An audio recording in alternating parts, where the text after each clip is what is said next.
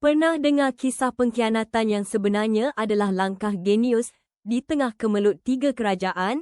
Satu nama muncul dengan keputusan paling kontroversi. Sun Quan, penguasa tanah Wu, berdepan dilema.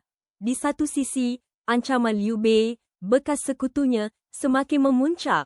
Di sisi lain, Cao Wei, musuh ketat mereka, memerhati apa yang Sun Quan lakukan seterusnya. Dia buat sesuatu yang menggemparkan ramai.